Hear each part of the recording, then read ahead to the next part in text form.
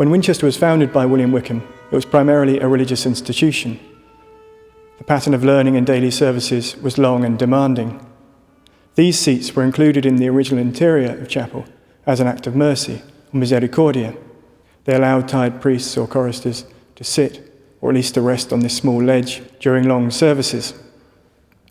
They are a common feature of decorative wooden choir stalls in the 13th and 14th centuries. There are similar examples in New College Chapel in Oxford and in Winchester Cathedral. The carvings were usually out of sight, so craftsmen could perhaps be more creative. But that's not to say that they were merely a fashionable decorative flourish. This is one of 18 misericords that were part of the original interior of chapel, dating from between 1387 to 1394. They were carved by an unknown sculptor working under the direction of William Winford, the master mason, and Hugh Herland, the master carpenter. The misericords are a remarkable survival.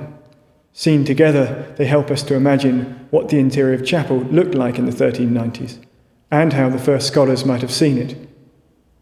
They are, like Thomas of Oxford's stained glass, of exceptional artistic quality. They speak to the scale and ambition of William Wickham's project. This image shows a shepherd holding a ram and a ewe. It's one of the liveliest misericords, but it's not untypical. There are other scenes from rural life. Here we see a fox making off with a goose. In another, a goose is killed by a bird of prey. There are also fabulous creatures. There's a mermaid, a dragon, and perhaps a wyvern, a kind of two-footed dragon. There are also carvings that draw on secular or pagan iconography, such as the Green Man here. Misericords often reflected aspects of daily life. This is certainly true of misericords in other places. But the Winchester misericords are mostly devotional. For example, this image depicting a pelican feeding its young is based on a common tale found in medieval bestiaries, with their various moralized descriptions of birds and beasts. The pelican first kills her newborn fledglings before resurrecting them with blood plucked from her breast. To a 14th century audience familiar with contemporary iconography, it would have evoked Christ's love and sacrifice. It was one of the most popular images on late medieval misericords. Once we start to read the carvings in this way, other interpretations open up. As well as evoking rural life, the carving of the shepherd holding a ram and a ewe also brings to mind John chapter 10, verse 11. I am the good shepherd giveth his life for the sheep. Alternatively, it could show David guarding his flock. Either way, it conveyed an important message to boys preparing for the priesthood and a life of devoted pastoral care. The various fabulous creatures also had hidden devotional meanings. Most were warnings about the consequences of sin. Mermaids, for example, were often carved on late medieval misericords. This carving would have been understood as a symbol of lust and temptation. Similarly, these goats would have been associated with the devil.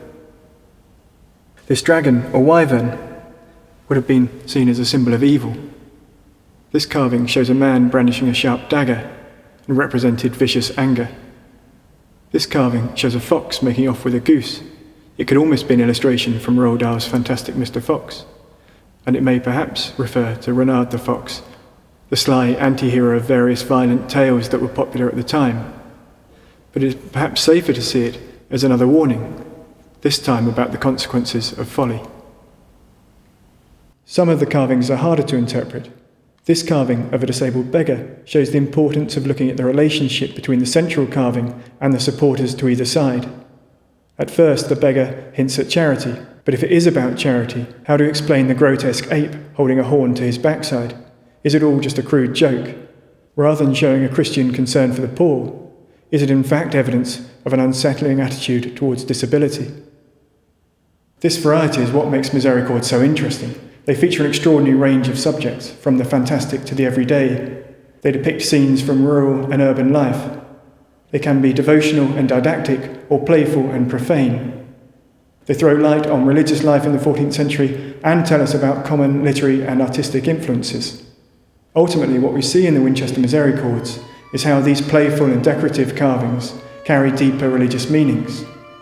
They were meant to guide and focus minds on the things that mattered most.